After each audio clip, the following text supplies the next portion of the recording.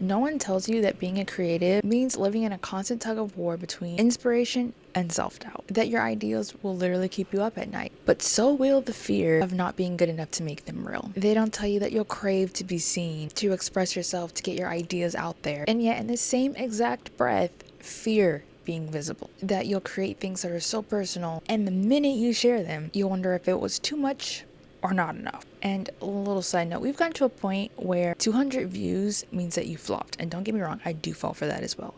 But in hindsight, if you were to put on a play or put on a fashion show or an art gallery or just anything that is in person, okay, you getting 200 people to show up, you are literally Beyonce, because 200 people in person, that's a lot. And then turn around and present your work to them, you would be considered successful. Hello everyone, welcome to my channel. I'm Key, your creative bestie who believes that there is room for everyone at the art table. Around here we mix a little bit of inspiration, a little bit of chaos, and a lot of storytelling to help you unlock your creativity and get your art out there. Back to our topic. No one tells you that being creative isn't just about making stuff. It's about carrying ideas for weeks, sometimes for years, with no guarantee that they'll go anywhere. And I mean anywhere, that they'll do anything, that they'll impact anybody outside of yourself. People see the final product, but they don't see the breakdown at 2 a.m. All the deleted drafts, the fear of starting over again, the endless Instagram accounts made, the unimaginable amount of self-doubt. They don't see the mental energy that it takes simply to just believe in yourself long enough to finish something. That alone is God's work. No one talks about how lonely it is. I should say how lonely it can be at times, especially if you have like crazy ideas that other people just can't understand or comprehend. No one talks about how your friends and your family might not ever fully understand why you care so much, why you overthink so much, or why you feel so deeply about anything. I don't have the book with me, but I was reading this book called The Creative something. I'll have a picture of it. But I highly recommend this book to creatives because it is chef's kisses. But there's a section in the book that talks about why creative people are often the most sensitive, the most moody, the most sad, the most want to throw themselves off a cliff. And to put it simply, the more sensitive you are, the more you're able to notice things and appreciate them and have a childlike wonder about the world around you. You're able to have different perspectives. You're able to see multiple perspectives at the same exact time. You're able to think outside of the box and create things that never otherwise would have been created, or progress a creation that is already here, progressing a creation into something that has not been imagined yet. I always like to think of the adventures of electricity because zooey mama, I just know back in their day there was somebody that was like, excuse me, electricity? You can't see that. Which obviously, yes you can, depending on like how you interact with it and all those fun things. Imagine coming up with energy, electricity, and then presenting that to people and being like, this is gonna change the world. You know somebody in their time was thinking that they were crazy for even beginning to imagine outside of the box. And now you see where we are today. We are so dependent on electricity that I'm pretty sure nobody in the USA could go a day by choice without it. A shred of survival skills. Can you light a match? Can you start a fire with just sticks? The one invention that literally changed humanity is now a part of our daily lives. And as you see, there has been people that have taken that creation and then progressed it, because now we have refrigerators, now we have phones, now we have washers and dryers, now we have cameras, now we have microphones and all these crazy things. There are plenty of people that have progressed an original creation. I obviously don't know much about inventions and history and all that fun stuff, but you get my point. The point is, you are needed as you are. You are needed. Your creations, the ideas that you have are needed to either change the entire world or to progress something that's already here. It's meant to have a butterfly effect, a domino effect, not just you. Another thing is, you might work in silence for months, just hoping that somebody notices. And when they finally do, you're happy, but at the same time, you're so used to being alone that you don't really know how to receive finally being seen, and that shit feels uncomfortable. For me, okay, I feel like most people can sense that I am sensitive, so they'll just say nice things just to say nice things. It's not true, but up here is a tug of war. So essentially you are stuck in this loop, avoid this paradox that feels like you'll never really get out of it. It's just so interesting because as a creative, everything exists all at the same time. Being a creative literally means holding all and any contradictions. You can love and hate your art at the same time. You're like attached to it. You can feel so incredibly deeply, but also still feel so incredibly numb. You want to share everything that you make, but then at the same time you want to disappear and just never create ever again. You want to be like the most spiritually enlightened, but at the same time you're still running from yourself. You could be the biggest pop star in the world and still want to jump off a cliff. And a lot of the times you feel like a fraud. No matter what you do, no matter what anybody tells you, you feel like a fraud. Like you stole somebody's identity for like a split second and then you like had to give it back. But you just always feel like a fraud. Even if people thank you for your work, you still feel like you're not good at something, or like something could have been better, or just it wasn't enough, or it was too much. You could have literal strangers come up to you and praise the living poop out of you, okay, and tell you how good of a job you did and everything. Mind you, these are strangers. They don't know you. They don't have to be nice to you. And yet somehow as a creative you still are like, well, okay. And the best part about being a creative, pressure.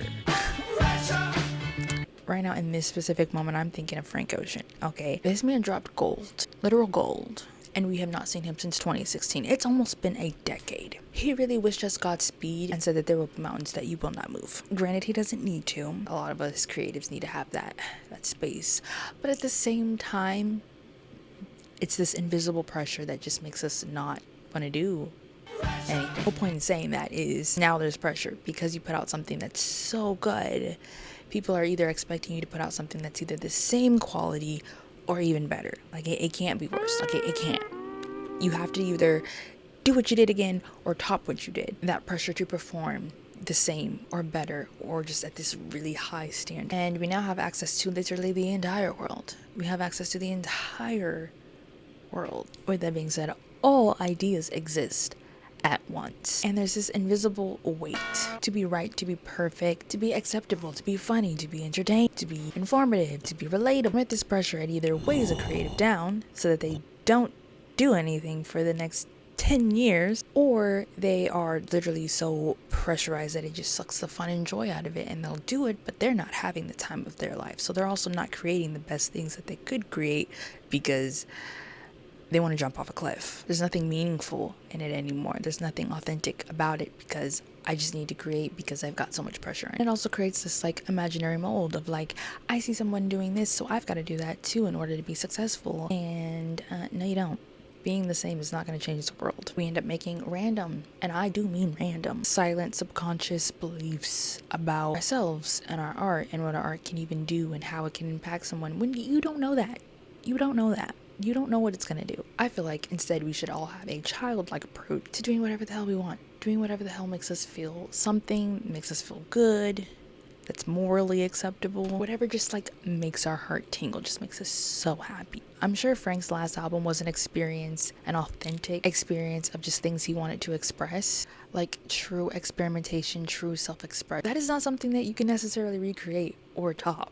Especially if he's like gone into like spiritual things and he's grown as a person and he believes things differently or he just sees things different. That's gonna change his art and what he wants to talk about. For example, I think of Billie Eilish. Many people hated what she created when she was happy. And she was genuinely happy, or at least to the public eye, okay. And as an artist, that's fucking daunting because like, so am I supposed to be sad and ripped to shreds forever so that I can continue to make, so I can continue making the version of me and that art? But then people complain because once you get successful, well, you're successful, so like you don't have anything necessarily to complain about. But if I'm happy and grateful, the art that I want to create is gonna obviously be more happy and light enough, you know? So if you followed me when I was a sad boy, now that I'm a happy boy, that is literally the word that I was talking about earlier. You just can't please anybody, okay? Which is why you need to, as a creative, please yourself. And all of this to say, success does not kill imposter syndrome, especially not in this day and age. Self-compassion and a childlike wonder is what's gonna kill that. You've got to give yourself grace. You've got to choose yourself. You've got to be your number one fan, which is like the hardest thing to do as a creative.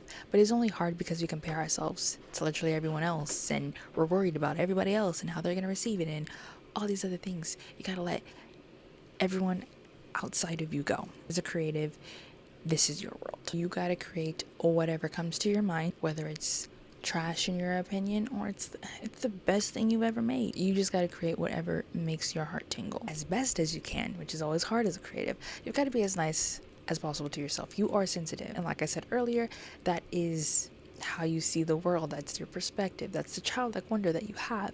That's your innocence. That is valuable. Oh my god, I could go on for days talking about how valuable innocence is. Your innocence is very important. Have a childlike wonder. Create, experiment, be nice to yourself. So why is being a creative worth it?